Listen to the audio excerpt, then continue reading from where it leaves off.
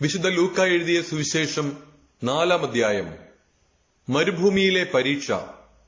യേശു പരിശുദ്ധാത്മാവ് നിറഞ്ഞവനായി ജോർദാനിൽ നിന്ന് മടങ്ങി. ആത്മാവ് അവനെ മരുഭൂമിയിലേക്ക് നയിച്ചു. അവൻ പിശാചിനാൽ പരീക്ഷിക്കപ്പെട്ട് 40 ദിവസം അവിടെ കഴിഞ്ഞുകൂടി. ആ ദിവസങ്ങളിൽ അവൻ ഒന്നും ഭക്ഷിച്ചില്ല. അവസാനം അവന് വിശന്നു. അപ്പോൾ പിശാച് അവനോട് പറഞ്ഞു, നീ ദൈവപുത്രനാണെങ്കിൽ ഈ കല്ലിനോട് അപ്പമാകാൻ കൽപ്പിക്കുക.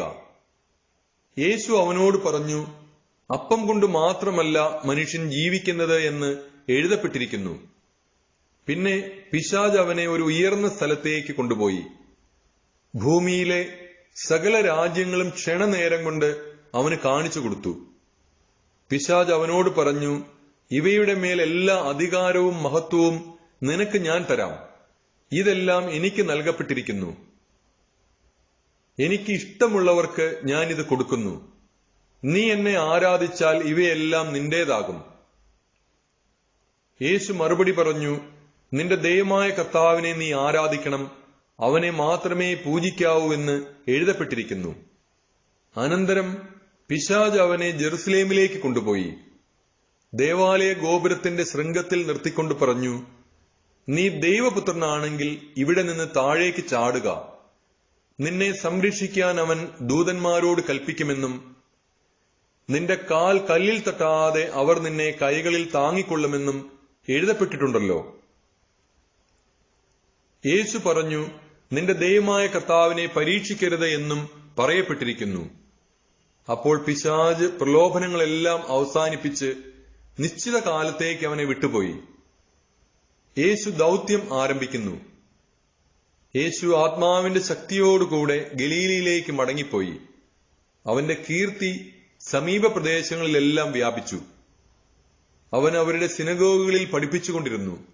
എല്ലാവരും അവനെ പുകഴ്ത്തി. പ്രവാചകൻ സ്വദേശത്ത് അവഗണിക്കപ്പെടുന്നു. യേശു താൻ വളർന്ന സ്ഥലമായ നസ്രത്തിൽ വന്നു. പതിവ് പോലെ ഒരു സാബത്ത് ദിവസം അവൻ അവരുടെ സിനഗോഗിൽ പ്രവേശിച്ച് വായിക്കാൻ എഴുന്നേറ്റ് നിന്നു. യേശയ്യാ പ്രവാചകന്റെ പുസ്തകം അവന് നൽകപ്പെട്ടു. പുസ്തകം തുറന്നപ്പോൾ ഇപ്രകാരം എഴുതിയിരിക്കുന്നത് അവൻ കണ്ടു. കർത്താവിന്റെ ആത്മാവ് എന്റെ മേലുണ്ട്. ദരിദ്രരെ സുവിശേഷം അറിയിക്കാൻ അവിടുന്ന് എന്നെ അഭിഷേകം ചെയ്തിരിക്കുന്നു. ബന്ധിതർക്ക് മോചനവും അന്ധർക്ക് കാഴ്ചയും അടിച്ചമർത്തപ്പെട്ടവർക്ക് സ്വാതന്ത്ര്യവും കർത്താവിന് സ്വീകാര്യമായ വത്സരവും പ്രഖ്യാപിക്കാൻ അവിടുന്ന് എന്നെ അയച്ചിരിക്കുന്നു. പുസ്തകം അടച്ച് ശുശ്രൂഷകനെ ഏൽപ്പിച്ചതിനു ശേഷം അവൻ ഇരുന്നു. സിനഗോഗിൽ ഉണ്ടായിരുന്ന എല്ലാവരും അവനെ ഉറ്റുനോക്കിക്കൊണ്ടിരുന്നു. അവൻ അവരോട് പറയാൻ തുടങ്ങി, നിങ്ങൾ കേട്ടിരിക്കെ തന്നെ ഇന്ന് ഈ തിരുവെഴുത്ത് നിറവേറിയിരിക്കുന്നു. എല്ലാവരും അവനെപ്പറ്റി പ്രശംസിച്ചു പറയുകയും അവന്റെ നാവിൽ നിന്ന് പുറപ്പെട്ട കൃപാവചസ്സു കേട്ട് അത്ഭുതപ്പെടുകയും ചെയ്തു. ഇവൻ ജോസഫിന്റെ മകനല്ലേ എന്നവർ ചോദിച്ചു. അവൻ അവരോട് പറഞ്ഞു, വൈദ്യ, നിന്നെ തന്നെ സുഖപ്പെടുത്തുക എന്ന ചൊല്ല് ഉദ്ധരിച്ചുകൊണ്ട്, തീർച്ചയായും നിങ്ങൾ എന്നോട് കഫർനാമിൽ നീ ചെയ്ത അത്ഭുതങ്ങൾ ഇവിടെ നിന്റെ സ്വന്തം സ്ഥലത്തും ചെയ്യുക എന്ന് പറയും. എന്നാൽ സത്യമായി ഞാൻ നിങ്ങളോട് പറയുന്നു, ഒരു പ്രവാചകനും സ്വന്തം നാട്ടിൽ സ്വീകരിക്കപ്പെടുന്നില്ല. സത്യമായി ഞാൻ നിങ്ങളോട് പറയുന്നു, ഏലിയ പ്രവാചകന്റെ കാലത്ത് ഇസ്രായേലിൽ അനേകം വിധവകൾ ഉണ്ടായിരുന്നു. അന്ന് 3 വർഷവും 6 മാസവും ആകാശം അടയ്ക്കപ്പെടുകയും ഭൂമിയിലെങ്ങും രൂക്ഷമായ ക്ഷാമം ഉണ്ടാവുകയും ചെയ്തു. എന്നാൽ സീദോനിൽ സെറപ്തായിലെ ഒരു വിധവയുടെ അടുക്കലേക്കല്ലാതെ മറ്റാരുടെ അടുക്കലേക്കും ഏലിയ അയക്കപ്പെട്ടില്ല. ഏലീശ പ്രവാചകന്റെ കാലത്ത് ഇസ്രായേലിൽ അനേകം കുഷ്ഠരോഗികൾ ഉണ്ടായിരുന്നു. എന്നാൽ അവരിൽ സിറിയക്കാരനായ നാമാനല്ലാതെ മറ്റാരും സുഖമാക്കപ്പെട്ടില്ല. ഇത് കേട്ടപ്പോൾ സിനഗോഗിൽ ഉണ്ടായിരുന്ന എല്ലാവരും കോപാകുലരായി. അവർ അവനെ പട്ടണത്തിൽ നിന്ന് പുറത്താക്കുകയും തങ്ങളുടെ പട്ടണം സ്ഥിതി ചെയ്യുന്ന മലയുടെ ശൃംഗത്തിൽ നിന്ന് താഴേക്ക് തള്ളിയിടാനായി കൊണ്ടുപോവുകയും ചെയ്തു.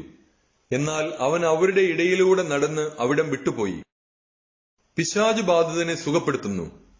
പിന്നെ അവൻ ഗലീലയിലെ ഒരു പട്ടണമായ കഫർനാമിലെത്തി സാബത്തിൽ അവരെ പഠിപ്പിച്ചുകൊണ്ടിരുന്നു. അവന്റെ പ്രബോധനത്തിൽ അവർ വിസ്മയഭരിതരായി. കാരണം അധികാരത്തോടു കൂടിയതായിരുന്നു അവന്റെ വചനം. അവിടെ സിനഗോഗിൽ അശുദ്ധാത്മാവ് ബാധിച്ച ഒരുവൻ ഉണ്ടായിരുന്നു. അവൻ ഉറക്കെ നിലവിളിച്ചു പറഞ്ഞു, നസ്രായനായ യേശുവേ, നീ എന്തിന് ഞങ്ങളുടെ കാര്യത്തിൽ ഇടപെടുന്നു? ഞങ്ങളെ നശിപ്പിക്കാനാണോ നീ വന്നിരിക്കുന്നത്? നീ ആരാണെന്ന് എനിക്കറിയാം, ദൈവത്തിന്റെ പരിശുദ്ധൻ. യേശു അവനെ ശാസിച്ചു പറഞ്ഞു, മിണ്ടരുത്, അവനെ വിട്ടുപോകൂ. ആ പിശാച് ഉപദ്രവമൊന്നും വരുത്താതെ എല്ലാവരുടെയും നടുവിലേക്ക് അവനെ തള്ളിയിട്ടതിനു ശേഷം അവനെ വിട്ടുപോയി. എല്ലാവരും അത്ഭുതപ്പെട്ട് പരസ്പരം പറഞ്ഞു, എന്തൊരു വചനമാണിത്! ഇവൻ അധികാരത്തോടും ശക്തിയോടും കൂടെ അശുദ്ധാത്മാക്കളോട് കൽപ്പിക്കുകയും അവ വിട്ടുപോവുകയും ചെയ്യുന്നുവല്ലോ. അവന്റെ കീർത്തി സമീപ പ്രദേശങ്ങളിലെല്ലാം വ്യാപിച്ചു. യേശു പത്രോസിന്റെ ഭവനത്തിൽ. അവൻ സിനഗോഗിൽ നിന്ന് എഴുന്നേറ്റ് ശിമയോന്റെ വീട്ടിലേക്ക് പോയി. ശിമയോന്റെ അമ്മായിയമ്മ കലശലായ പനി ബാധിച്ച് കിടപ്പിലായിരുന്നു. ആളുകൾ അവൾക്ക് വേണ്ടി അവനോട് സഹായം അപേക്ഷിച്ചു. അവൻ അവളുടെ അടുത്തെത്തി പനിയെ ശാസിച്ചു. അത് അവളെ വിട്ടുമാറി. ഉടനെ അവൾ എഴുന്നേറ്റ് അവരെ ശുശ്രൂഷിച്ചു. വൈകുന്നേരമായപ്പോൾ വിവിധ രോഗങ്ങളാൽ കഷ്ടപ്പെട്ടിരുന്നവരെയെല്ലാം അവർ അവന്റെ അടുത്ത് കൊണ്ടുവന്നു. ഓരോരുത്തരുടെയും മേൽ കൈവച്ച് അവൻ അവരെ സുഖപ്പെടുത്തി. നീ ദൈവപുത്രനാണെന്ന് ഉറക്കെ വിളിച്ചു പറഞ്ഞുകൊണ്ട് അനേകരിൽ നിന്ന് പിശാചുക്കൾ വിട്ടുപോയി. അവൻ അവയെ ശാസിച്ചു. താൻ ക്രിസ്തുവാണെന്ന് അവയ്ക്ക് അറിയാമായിരുന്നതുകൊണ്ട് അവൻ അവയെ സംസാരിക്കാൻ അനുവദിച്ചില്ല. സിനഗോഗിൽ പ്രസംഗിക്കുന്നു.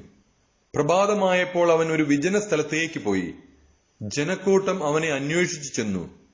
തങ്ങളെ വിട്ടുപോകരുതെന്ന് അവർ അവനെ നിർബന്ധിച്ചു. എന്നാൽ അവൻ പറഞ്ഞു, മറ്റു പട്ടണങ്ങളിലും ഞാൻ ദൈവരാജ്യത്തിന്റെ സുവിശേഷം പ്രസംഗിക്കേണ്ടിയിരിക്കുന്നു. അതിനുവേണ്ടിയാണ് ഞാൻ അയക്കപ്പെട്ടിരിക്കുന്നത്. അവൻ യൂദയായിലെ സിനഗോഗുകളിൽ പ്രസംഗിച്ചുകൊണ്ടിരുന്നു.